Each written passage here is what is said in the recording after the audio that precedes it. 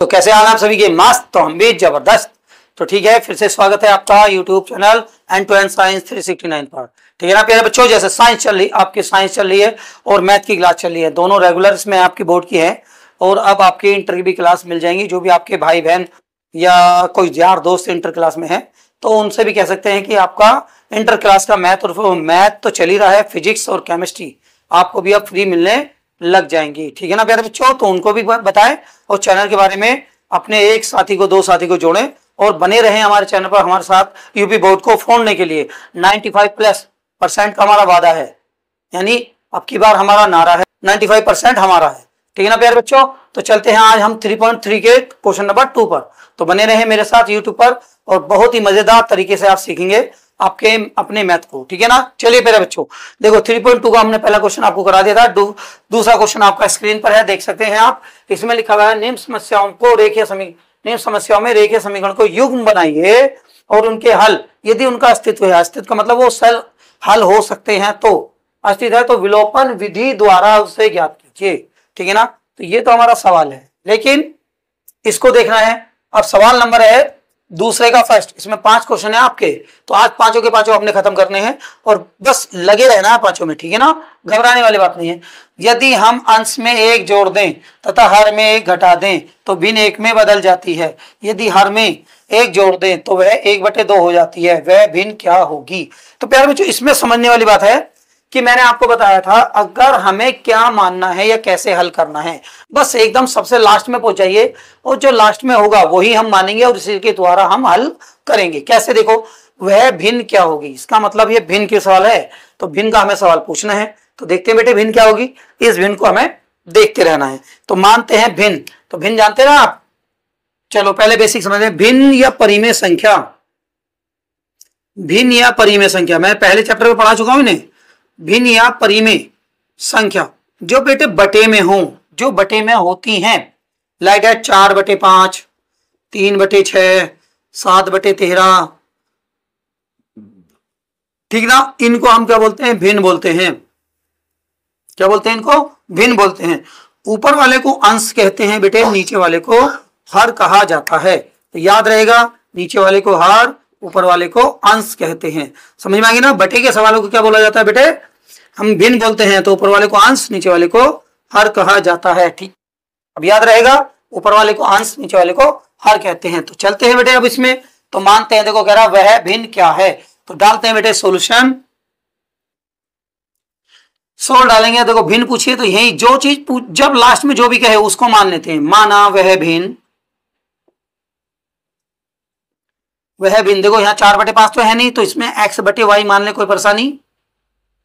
तो ये भी बटे में है ना, तो x/y होगी। ठीक है ना, अब हम शुरू से सवाल पढ़ने की कोशिश करेंगे और उसी के अनुसार हम सवाल बनाते चले जाएंगे। ठीक, देखिए बेटे, यदि हम अंश में 1 जोड़ दें, अंश में कहां जोड़ दें? मतलब इस भिन्न में। तो पहले लिखेंगे प्रथम शर्तानुसार। प्रथम शर्तानुसार का मतलब है पहली शर्त जो सवाल कहे। प्रथम शर्तानुसार क्या कहता है? देखो बेटे, ये कहता है x/y, अंश ऊपर वाला, नीचे वाला हर। ये कह रहा यदि हम अंश में 1 जोड़ दें, अंश में 1 जोड़ दें मतलब प्लस का 1 कर दें, तथा हर में 1 घटा दें, तथा हर में 1 घटा दें, तो वह 1 में बदल जाती है, मतलब 1 के बराबर हो जाती है। ठीक, अब ये हमारा सवाल बन गया। तो बेटे इसकी हम इसमें गुणा कर सकते हैं ना, यहां करेंगे x + का 1 बराबर क्या हो गया? 1 × y - का 1। जब इसमें गुणा करेंगे तो बेटे 1 की गुणा करने पर वही संख्या निकल के आती है, तो इसलिए लिखते हैं y - का 1।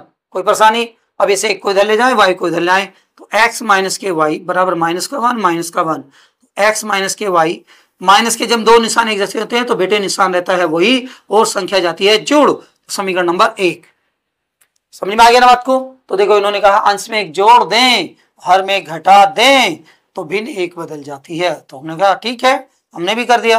तो नीचे है काय में, भाग में जाएगा, गुणा में 1 की गुणा करते हैं तो इसमें देख लो, 2 की गुणा 1 में करोगे तो 2 आएगा, 10 की गुणा 1 में करोगे तो 10 आएगा, और 17 की गुणा 1 में करोगे तो 17 आएगा। इसका मतलब यह है कि 1 में जिसकी गुणा करो तो वही संख्या आ जाती है, तो 1 में हम जिसकी गुणा करेंगे तो वही संख्या आ गई।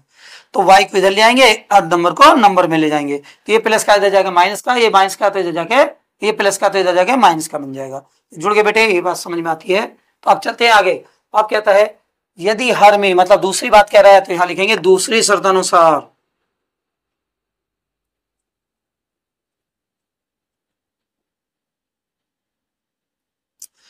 दूसरी शर्त में देखेंगे बेटे क्या कहता है, यदि हर में एक जोड़ दें तो 1/2 हो जाती है। पहले लिखे x/y, अब कहता है हर कौन सा होता है बेटे, नीचे वाला ऊपर वाला, नीचे वाला।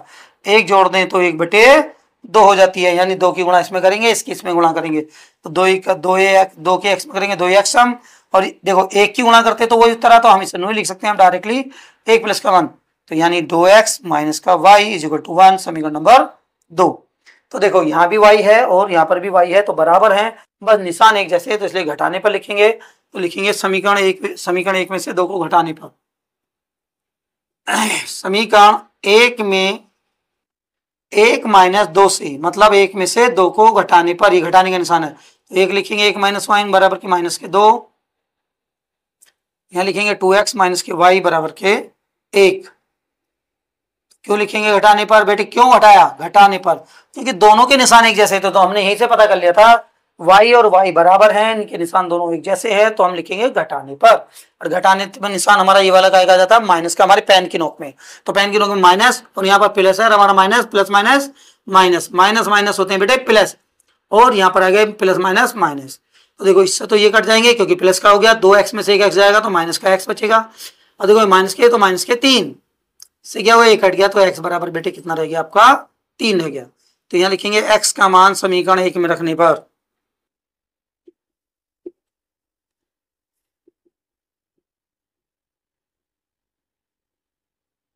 अब 1 में रखिए, तो यह है x - y बराबर के है -3 -2, ठीक है ना, तो यहाँ पर रखेंगे 3 - y बराबर के -3, सॉरी -2, तो 2 इधर जाएगा, प्लस का बन जाएगा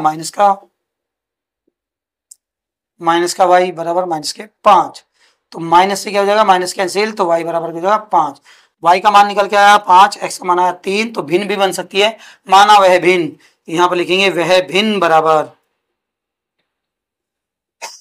बेटे आपका हो गया, x का मान कितना है, x/y बराबर है 3/5, देखो यही हमारा आंसर है, तो यही हम आंसर लिख देंगे, इसमें काम सही रहेगा। अब चलते हैं सवाल नंबर 2 की ओर। आइए तो बेटे चलते हैं सवाल नंबर 2 की तरफ, देखते हैं 2 क्या है हमारा, कहता है 5 वर्ष पूर्व नूरी की आयु सोनू की आयु की 3 गुनी है, 10 वर्ष पश्चात नूरी की आयु सोनू की आयु की 2 गुनी हो जाएगी, नूरी और सोनू की आयु कितनी है। तो देखो बेटे हमें सब में बताया, लास्ट में पहुंचा, लास्ट में क्या कहना चाहता है, तो लास्ट में बताया गया बेटे, इसने कहा कि नूरी और सोनू की आयु बताइए, तो बेटे हम अपने आप की इस वक्त मानते हैं, तो मानते हैं, माना नूरी की आयु, नूरी की वर्तमान आयु, वर्तमान का मतलब है जो अब है उसकी वर्तमान आयु, आयु बराबर क्या होगी बेटे, x वर्ष, ठीक है ना, और यहां पर लिखेंगे सोनू की आयु,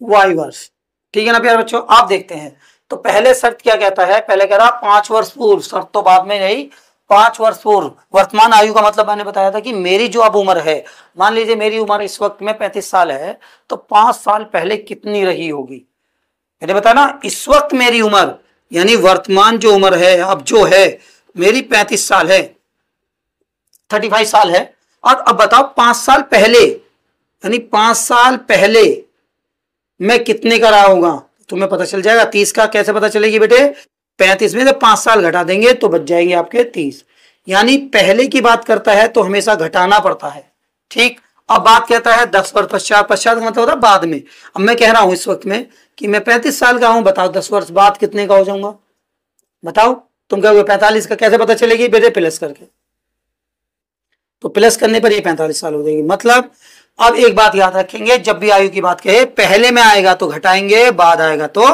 प्लस कर देंगे, बाकी और कुछ करना ही नहीं है, ठीक है प्यारे बच्चों, समझ गए। तो आगे चलते हैं इस बात को, तो बढ़ते हैं आगे। तो अब ये कह रहा है 5 वर्ष पास, तो पहले 5 वर्ष पहले तो निकाल लें,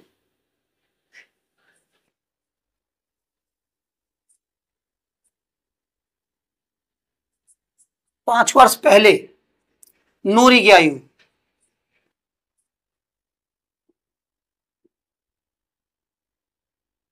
बेटे जब x थी अब, तो नूरी 5 साल पहले कितनी हो जाएगी, x माइनस के 5, अभी घटाया ना मैंने बताया ना जो पहले पूछेगा तो हमेशा घटा देंगे, तो x वर्ष होगी। बिल्कुल सही बात है। अब यहां पर लिखेंगे सोनू की आयु, इसकी भी 5 वर्ष पहले की बात करेंगे, जब इसकी घटी है तो उसकी भी घटी होगी, ठीक है ना, तो y माइनस के 5। आप कहता है प्रथम शर्तानुसार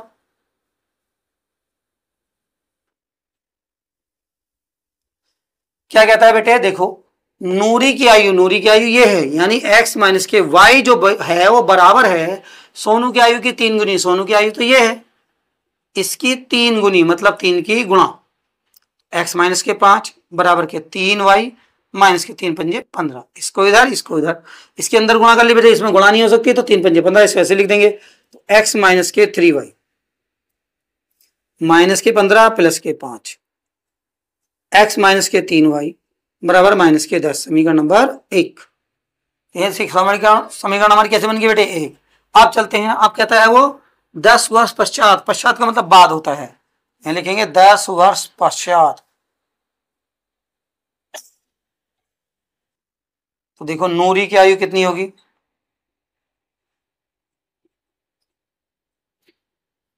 10 वर्ष बाद मतलब बाद, अब तो x है, 10 के बाद कितनी हो जाएगी, बाद में जोड़ देंगे। और जब नूरी की बढ़ेगी तो सोनू की भी तो उसी साल के हिसाब से बढ़ेगी, जी हाँ बिल्कुल। अब देखो सोनू की आयु भी लिखेंगे y प्लस के 10, ठीक है ना। अब दूसरी शर्त चलती है यहां पर,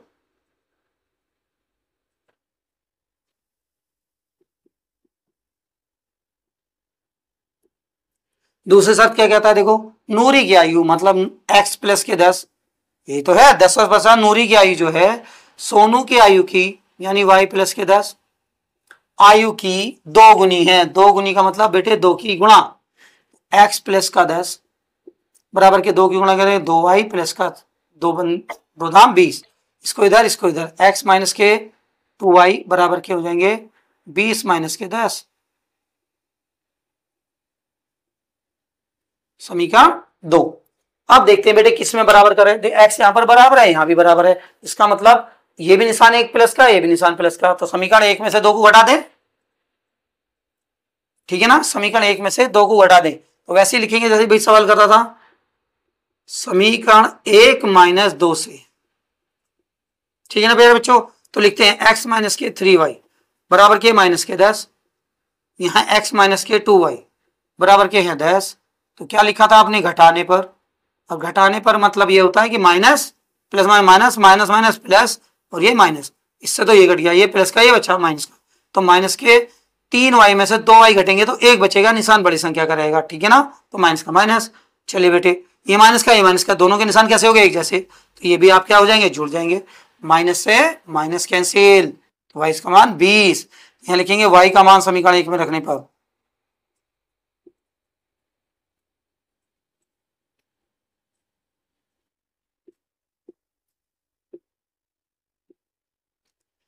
एक में रखने पर, एक रखेंगे बेटे, हमारी ये है एक है, ये वाली है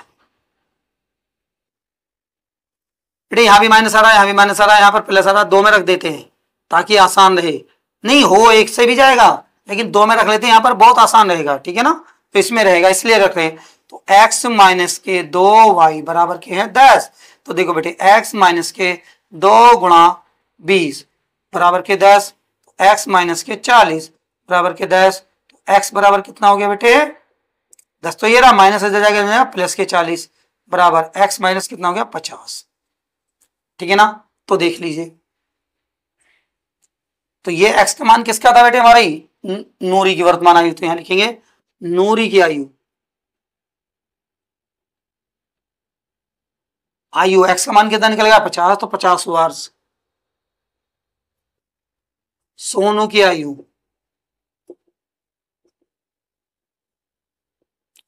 बराबर 20 वर्ष, ठीक है ना मेरे बच्चों, ये रहा आपका दूसरा सवाल। चलते हैं अब सवाल नंबर 3 की ओर, यहां देखिए जरा, यहां तक कितना आ रहा, यहां आ रहा है ये, यहां करेंगे, उधर भी जा रहा जाके चाहिए, ठीक। देखिए बेटे अब चलते हैं सवाल नंबर 3 की तरफ, यानी दूसरे के थर्ड पार्ट की तरफ। तो थर्ड पार्ट में देख लेंगे, ये कह रहा है बेटे 2 अंकों की संख्या दो अंकों की संख्या के अंकों का योग 9 है। इस संख्या का 9 गुना संख्या के अंकों को पलटने से बनी संख्या का 2 गुना है, वह संख्या ज्ञात कीजिए। ठीक है ना प्यारे बच्चों, इसमें कोई परेशानी नहीं है कि हमें करना क्या है, कैसे करना है। ठीक है ना, तो पहले हम दो अंकों की संख्या देखते हैं, दो अंकों की संख्या होती क्या है। तो देखते हैं बेटे दो अंकों की संख्या, तो या तो 34 मान लो, 43 मान लो, 75 मान लो, कुछ भी मान लो, दो अंक है। और दो अंक कैसे बेटे, देखो इसे बोलते हैं हम इकाई, यानी इकाई का अंक, इसको बोलते हैं बेटे हम दहाई का अंक। ठीक है ना, अब ये देखना है कि ये संख्या बनी कैसे है। अब देखते हैं इसके, तो देखो इकाई के अंक को अगर हम 9 लिखें, 34 बनी कैसे होगी, 30 प्लस के 4 से बनी होगी। 34 जो बनी होगी 30 प्लस 4 से बनी होगी, पक्की बात है ना, क्योंकि ये अंक नहीं बदलने चाहिए हमारे, देखो अंक वही है 34 3, तो ये हो गया। अब ये इकाई का अंक जोड़ते हैं, अब ये कैसे बनी होगी, तो ये बनी होगी बेटे 3 गुणा 10 प्लस के 4। तो देखो इसका मतलब क्या हुआ, चलो 3 गुणा 10 से बनी होगी, ये बात मान लेते हैं, इसको और देखते हैं जब भी बात समझ में आएगी। ये इकाई का अंक है, ये दहाई का अंक है, तो बेटे क्या बनी होगी 70 प्लस के 5। 70 कैसे बनी होगी, 7 गुणा 10। ठीक, चलो इसको और देखते हैं क्या कर रहे हैं, अभी समझाएंगे आपको, समझना इस बात को। इसको भी ऐसे कैसे लिख सकते हैं हम, 40 प्लस के 3, क्योंकि अंक तो बदल नहीं गए, तो 40 और 3 43, 4 इधर ही आएगा और 3 इधर ही आएगा। ये कैसे बनी होगी बेटे 40 गुणा 10 प्लस के 3। तो अगर मैं बताता था, मैंने बताया था ये बेटे इकाई का अंक होता है और ये दहाई का अंक होता है, दूसरे नंबर पर जो होता है। तो देखो इकाई का अंक हमेशा जुड़ता है, देखो यहां भी जुड़ गया, देखो यहां भी जुड़ गया। इकाई का अंक किसी भी संख्या में क्या होता है, जुड़ता है। इकाई का अंक दहाई, इकाई का अंक क्या होता है बेटे, उस संख्या में जुड़ता है। ठीक, अब देखो दहाई के अंक में देखो ये 3 लिखा है, तो देखो हमने 10 की गुणा करी, देखो 70 लिखा जब भी 10 की गुणा करी, 40 लिखा जब भी 10 की गुणा कर दी। इसका मतलब ये हुआ बेटे दहाई के अंक में 10 की क्या होती है, गुणा। दहाई के अंक में हमेशा क्या होती है बेटे, गुणा होती है। दहाई के अंक में क्या होती है, गुणा होती है। यानी इकाई का अंक जुड़ेगा और दहाई के अंक में 10 की क्या होगी, गुणा होगी, तब दो अंकों की संख्या बनेगी। आपको ऐसा भी ले लीजिए, जो भी आप बनाना चाहिए। अब मन में आ रहा होगा क्या बनाए क्या बनाए, कुछ भी बना लीजिए। 83 बना दीजिए बेटे, देखो 83 कैसे बनेगी, 8 में 10 की गुणा करेंगे, 3 हम इसमें जोड़ेंगे, देखो 80 प्लस के 3, तो 83 बनी नहीं बनी, हो गया ना ये वाली संख्या। देखो इसका मतलब दहाई के अंक में 10 की गुणा, इकाई के अंक को हमने क्या करा, जोड़ा। तो अब सवाल आपका आसान हो गया। बिल्कुल मैंने बताना था, इस प्लेटफॉर्म पर आपको समझाया जाते जाएगा, आपके दिमाग में भरा जाएगा, आपको लिखने की जरूरत नहीं पड़ेगी। अब हो सकता है बेटे दो अंकों की संख्या के अंकों का योग, देखो दो अंकों की संख्या के अंक, यानी इसका मतलब अंक अलग अलग है, तो वह संख्या ज्ञात जब भी कर सकते हैं जब हमारे पास इकाई का अंक और दहाई का अंक होगा। ठीक है ना, इसी बात को हम सोल्व करके लिख सकते हैं यहां पर कि माना इकाई का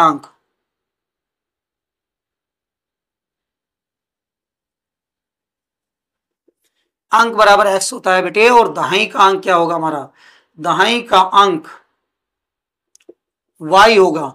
तो इसलिए संख्या कैसी हो जाएगी, दो अंकों की संख्या बनानी हमें बेटे, संख्या कैसी होगी, दहाई के अंक में 10 की गुणा, दहाई का अंक ये है y गुणा 10, और इकाई का अंक क्या कर देंगे, जोड़ देंगे, बेटे बनेगी 10y प्लस का x। यानी अब हमारी संख्या ये वाली है, और इसी संख्या से हम हल करेंगे। ठीक है ना मेरे बच्चों, समझ में आएगी ना। इकाई का अंक x माना, दहाई का अंक y माना है। तो अभी मैंने बताया था कि अगर हमें 23 बनाना पड़े तो इसमें 2 गुणा 10 करना पड़ेगा, और इकाई के अंक को क्या कर देंगे बेटे, जोड़ देंगे। तो दहाई के अंक में हमें क्या करना है, 10 की गुणा, तो दहाई के अंक में 10 की गुणा करी और इकाई का अंक जोड़ दिया। ठीक, अब चलते हैं बेटे, अब क्या था, देखो पहली शर्त अनुसार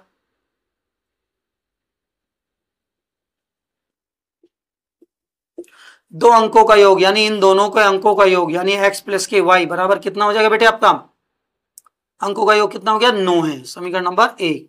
अब दूसरी शर्त अनुसार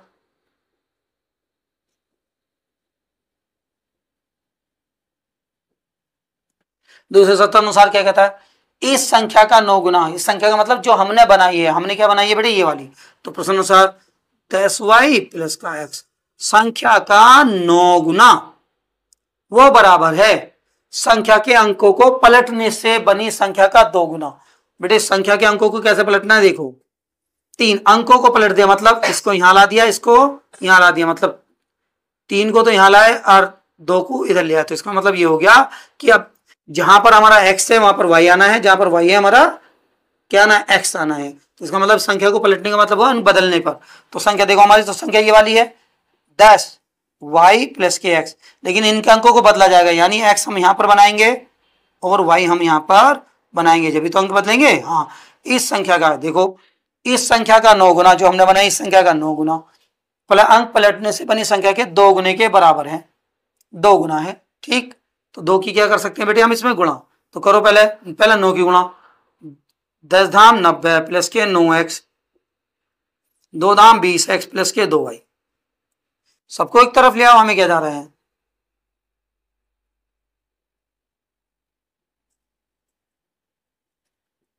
या 0 बचा दी। तो देखो बेटे x ये रहा, y ये रहा और ये रहा, तो 90 में से 2 घटेंगे बेटे 88 बचेंगे, 88y। 20 में से 9 घटाएंगे तो बेटे 11 बचेंगे, निशान बड़ी संख्या का रहेगा x बराबर के 0। 11 से ये भी घट जाएगा, 11 से ये भी घट जाएगा, तो इसका मतलब 11 हम क्या ले सकते हैं, कॉमन। तो 11 कॉमन लेने का मतलब मैंने बताया था आपको, 11 से हमेशा भाग दे दूं, जो संख्या हम कॉमन लेते हैं उससे भाग देते हैं। 11 अट्ठे 88, तो 8y बचेगा माइनस 11 काम 11 बराबर के 0, या 8y माइनस के x बराबर के 0/11। ठीक है ना। अब 0/11 होगा तो देखो बेटे लिखेंगे 8y माइनस के x बराबर के 0। संख्या को किसी में गुणा करो या भाग दो, 0 की हमेशा 0 बन जाती है। अब देखो बेटे यहाँ पर x प्लस का है, x माइनस का है, यहाँ पर x माइनस का है, ये भी एक है और ये भी एक है, दोनों के निशान अलग अलग है। समीकरण एक संख्या को जोड़ने पर ये समीकरण कितनी बन गई, 2, तो लिखेंगे समीकरण 1 + 2 से। फिर आप समझ होंगे जी तुम 1 + 2 से क्यों लिख देते हो बेटे, मैंने बताया ना, जिस संख्या के अंक बराबर हो उस संख्या के निशान देख लो, अगर एक जैसे है तो घटाने पर अलग अलग है तो निशान जोड़ने पर लिखेंगे। देखो माइनस का x और प्लस का x हमारा बराबर है, लेकिन ये माइनस का है ये प्लस का है, तो इसलिए हम लिखेंगे जोड़ने पर। तो जोड़ दो बेटे समीकरण 1 में, x प्लस के y बराबर के 9, यहां पर है 8y माइनस के x बराबर के 0, जोड़ो दोगे x से x कट गया, ये प्लस का कितने बने 9y, 9 में 0 जोड़ोगे तो 9 आएगा, y बराबर 9/9, तो y बराबर हुआ 1। ठीक है ना बेटे। अब लिखेंगे y का मान समीकरण, अगर 2 देखते हैं तो यहां पर गुणा करनी पड़ेगी और यहां पर गुणा नहीं करनी पड़ रही, तो इसका मतलब इसमें रख देते हैं समीकरण 1 में रखने पर।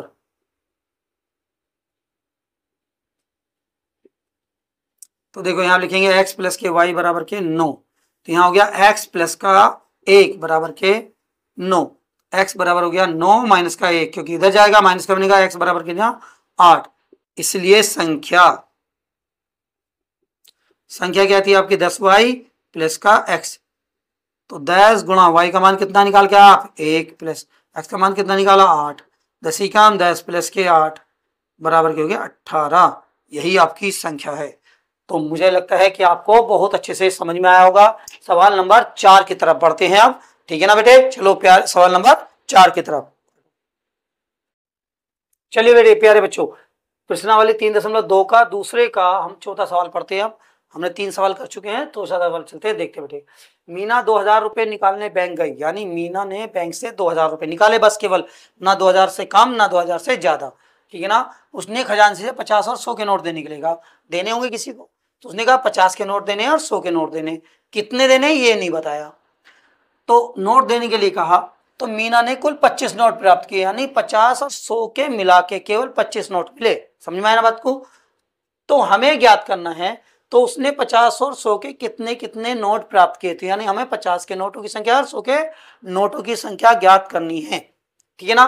तो मानते हैं बेटे, हमने वही मानेंगे, मैंने बताया लास्ट में पूछ जाओ, तो मानेंगे, माना 50 के नोटों की संख्या, 50 के नोटों की संख्या बराबर x रुपए है, और 100 के नोटों की संख्या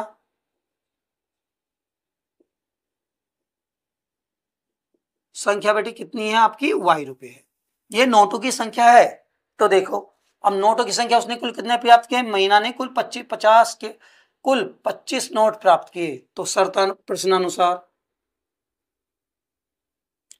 आप कह रहे होंगे सर जी प्रथम प्रश्नानुसार क्यों डाला बेटे, हाँ क्योंकि इसमें दोनों रिलवा मिलवा है, इसको डालना पड़ेगा बाद में, इसको डालना पड़ेगा पहले, क्योंकि ये आसान समझ में आता है। यानी 50 के नोट थे और 100 के नोट थे, जितने थे 50 के पता नहीं कितने थे या 100 के पता नहीं कितने थे, लेकिन टोटल कितने थे 25। यानी अगर दोनों को जोड़ दें तो 25 नोट आएंगे। तो देखो बेटे x प्लस के y बराबर कितने आए बेटे आपके 25 नोट आ गए, समीकरण नंबर 1। समझ में आ गया ना। इसलिए हमने इसको पहले लिखा, प्रश्नानुसार नहीं करा, वो शर्तानुसार नहीं करा, तो प्रश्नानुसार कर दिया कि प्रश्न में ये भी कहीं ना कहीं कहा गया है, तो इसलिए हमने क्या लिख दिया बेटे इसे 25 नोट। अब कह रहा है कि 50 के नोटों की संख्या ये है। मैं आपसे बताऊं जरा, आप मुझे बताइए, मैंने माने 50 के मेरे पास 3 नोट हैं, तो बताओ कितनी रकम बनी होगी मेरे पास। 50 के मेरे पास 3 नोट हैं, मान लो आप मान लीजिए, उसे मान लेंगे 5, इसे मानो 10 नोट। 50 के मेरे पास 10 नोट हैं, ये 10 नोटों की संख्या, 50 के मेरे पास आए 10 नोट, तो कितने बने जी 500 बने। कैसे पता चली बेटे, गुणा करके, यानी 50 की 10 में गुणा करोगे तो बेटे कितना आएगा ये 500। और मानते हैं 100 के मेरे पास भी 10 नोट हैं, 100 के मेरे पास भी कितने नोट है 10, तो कितने बन गए बेटे ये 1000, तो बराबर ये 1000 बन गए गुणा 10, ठीक है ना। यह 15 मान लो, उसी के अनुसार 15 मान लो यहाँ पर, तो बेटे कितने बनेंगे 1500 रुपये बन जाएंगे। अब 2000 कब बनेंगे, जब दोनों को जोड़ देंगे। तो इसका मतलब देखिए आप, 50 रुपए में उन नोटों की संख्या की गुणा करनी पड़ेगी जितने हमने नोट निकाले। तो 50 के नोटों की संख्या कितनी है x, तो हमारी संख्या कितनी हो जाएगी 50x वैल्यू हो जाएगी उसकी, ठीक है ना। 50 में मतलब x की गुणा कर देंगे तो वो बन जाएंगे जितने भी रुपए बनेंगे। ऐसे यहाँ पर 100 के नोट हैं और उनकी संख्या कितनी y, तो y की गुणा कर देंगे उतने नोट बनेंगे, दोनों को जोड़ के लिख देंगे। तो समझ में आती है ना। तो यहाँ लिखेंगे 50 के नोटों का मूल्य, तो बेटी हो गया 50 गुणा x बराबर के 50x, ठीक है ना। अब यहां पर 100 के नोटों का मूल्य निकाल दो।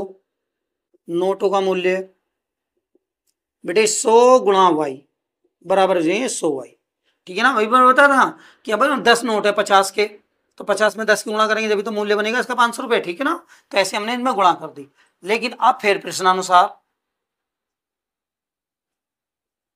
क्या कह रहा है, वो 2000 रुपये निकाले, यानी इन दोनों को मिला के कितने रुपए निकाले बेटे 2000, यानी 50x और प्लस के 100y मिल के बन के कितने बने वो 2000, समीकरण नंबर 2। इसका मतलब ये है कि आप समीकरण 1 को और y2 को देखेंगे और इसमें किसी को बराबर करेंगे। तो देखो x का 1 है 50 है यहाँ पर, y के 100 है यहाँ पर 100 है, 100 की गुणा आसानी कर लेते हैं तो 100 की गुणा कर लेते हैं हम। तो लिखेंगे समीकरण 1 में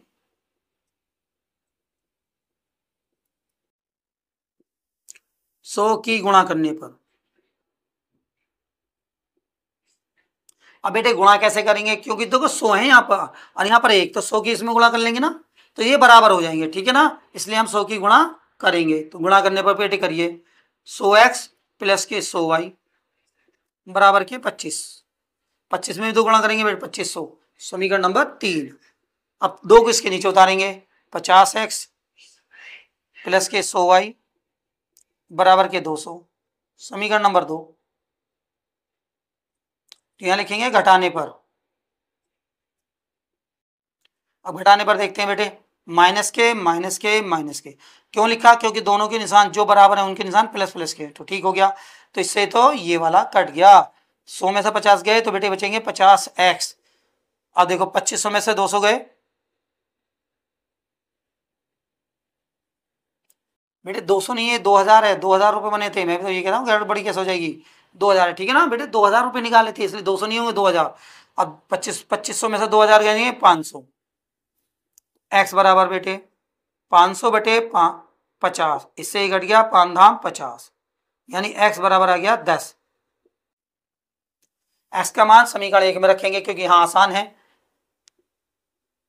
x का मान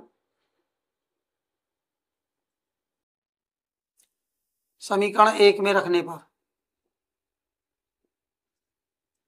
अब 1 में रखिए बेटे, कहां गया कहां गया कहां गया कहां गया, ये रहा। देखो x प्लस के y बराबर के 25, ठीक है ना। तो यहां पर लिखेंगे 10, 10 को इधर ले जाएंगे, क्या जाएगा माइनस का 15, ठीक है ना। अब इस पे चलते हैं बेटे,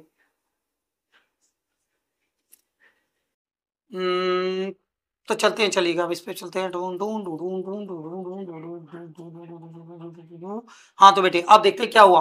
50 के नोटों की संख्या क्या है? एक्स। तो यहाँ पर लिखेंगे, मैं भी आपको भूल गया था। 50 के नोटों की संख्या,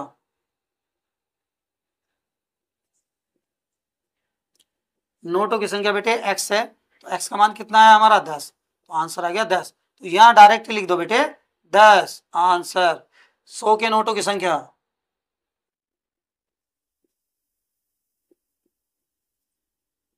क्या हमारी? 15, क्योंकि y का मान 15 है, तो दोनों का आंसर हमारा मिलजुल कर आ गया है। तो इस प्रकार ये रहा आपका चौथा क्वेश्चन। अब चलते हैं इसके लास्ट पर, और अभ्यास भी आपकी खत्म करते हैं आज। चलते हैं बेटे। देखो प्यारे बच्चों, अब चलते हैं सवाल नंबर 5 की तरफ, ठीक है ना। जैसा कि आपके सामने लिखा हुआ है सवाल। अब प्रश्नावली 3.3 का दूसरे का 5वां सवाल है, जो प्रश्नावली का अंत करता है, ठीक है ना। प्रश्नावली का अध्याय भी पूरा समाप्त हो जाता है। तो देखिए क्या कहा गया है इसने, किराए पर पुस्तकें देने वाले किसी पुस्तकालय का, यानी कोई किराए पर पुस्तक देता है। पुस्तकालय मतलब बहुत सारा किताबें इकट्ठी होती है ना, वहां कहते हैं उसे पुस्तकालय। प्रथम 3 दिनों का एक नियत किराया रखा है, यानी पहले 3 दिन का 10 रुपए है तो 3 दिन का 10 रुपए रहेगा ना, उसमें बढ़ोतरी होगी ना घटा हो गया, ठीक है ना। तथा उसके बाद प्रत्येक अतिरिक्त दिन का एक अलग किराया है। 3 दिन के बाद अगर रखोगे तो शायद 2 रुपए एक्स्ट्रा ले, या 5 रुपए एक्स्ट्रा ले, 6 रुपए एक्स्ट्रा ले, ठीक है ना। तो आपका कुछ भी ले सकता है। तो इसका मतलब ये है कि 3 दिन तक तो वही रहेगा, उसके अतिरिक्त किराया देखो कितना। सरिता ने 7 दिनों तक एक पुस्तक रखने के लिए 27 रुपए अदा किए, जबकि सुशी ने एक पुस्तक 5 दिनों तक रखने के लिए 21 रुपए अदा किए। तो नियत किराया था प्रत्येक दिन का किराया ज्ञात कीजिए। तो बेटे अब हम क्या करना है, इसको एक किराया ज्ञात करना है कि उसने कैसे कैसे किराया दिया था, ठीक है ना। तो बेटे देखते हैं, माना क्या दिया है यहां पर? नियत किराया। तो माना 16, 3 दिनों का किराया। प्रथम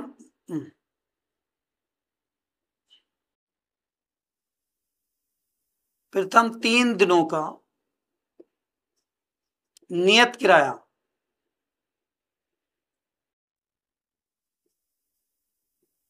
बराबर कितना बेटे? x रुपए मान लीजिए। और यहां लिखेंगे शेष दिनों का अतिरिक्त किराया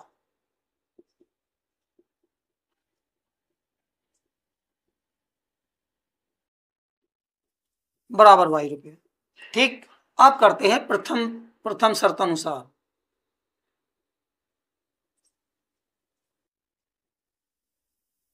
सरिता ने 7 दिन तक रखी। 7 दिन तक जब उसने रखी होगी बेटे, तो आपको पता चला होगा कि उसने क्या, सरिता ने 7 दिन रखी तो 3 दिन तो उसका एक ही किराया रहा, बदला नहीं। और उसने कितने रुपए दिए? 27 रुपए दिए। तो यहां पर देखते हैं बेटे, तो उसने दिए होंगे 3 दिन का, तो दिया होगा एक, तो 3 दिनों का किराया, 3 दिनों का नियत किराया, प्लस अब 7 दिन रखी तो 3 दिन तक तो नियत किराया गया। दिन कितने बचे? 7 में से 3 चले गए तो 4। तो 4 दिनों का अतिरिक्त किराया।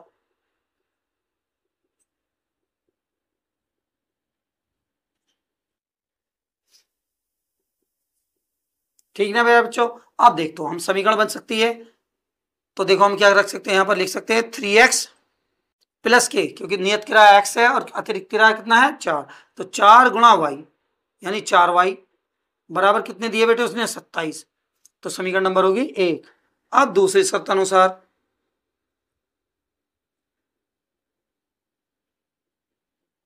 बिल्कुल सेम, 3 दिनों का अतिरिक्त किराया, 3 दिनों का नियत किराया,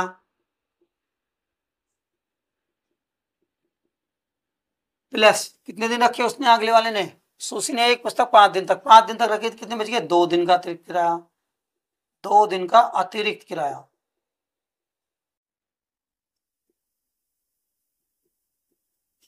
तो देखो बेटे यहां पर बनेगी 3x प्लस का 2y बराबर कितने रुपए दिए उसने? 21 रुपए। समीकरण नंबर 2। अच्छा, मैंने आपको ये लाइनें आपको समझाने के लिए लिखी ताकि आप कभी ना भूलो कि 3 दिन तक उसने किराया गया तो 7 में से 3 अलग निकलेंगे, 4 अलग, ठीक है ना। आप अगर कर सकते हैं दिमाग से 3x plus 4y 27, 3x plus के 2y बराबर कितना, क्योंकि 7 दिन रखी तो 3 दिन अलग निकल गए, 4 तो इनकी गुणा हो जाएगी, ठीक है ना। तो ये दोनों लाइनें स्किप भी आप कर सकते हैं, ठीक है, समझ में आती है। अब देखो बेटे बराबर कर लो, यहाँ 2y है, यहाँ पर 4y है, यहाँ पर 3x है, यहाँ पर 3x है, तो बराबर बराबर गुणा करने की जरूरत नहीं है। तो देखो दोनों के निशान एक जैसे हैं, तो क्या करेंगे, समीकरण 1 में से 2 को घटा देंगे, यहाँ लिखेंगे समीकरण 1 माइनस 2 से, ठीक है ना। तो देखो 3x प्लस के 4y बराबर के 27, 3x प्लस के 2y बराबर के 21।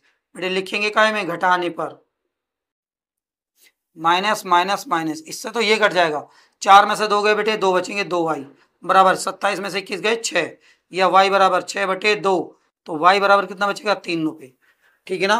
अब y का मान समीकरण 1 में रखने पर, समीकरण 1 एरी, तो y का मान समीकरण 1 में रखने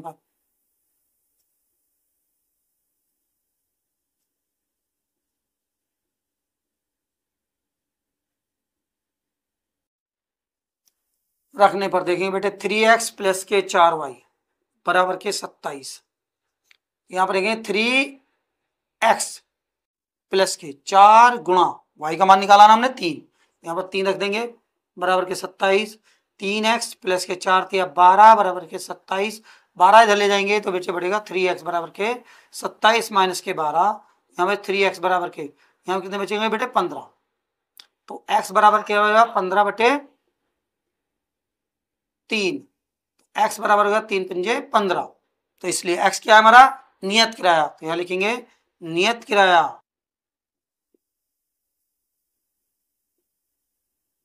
बराबर 5 रुपये, अतिरिक्त दिन का किराया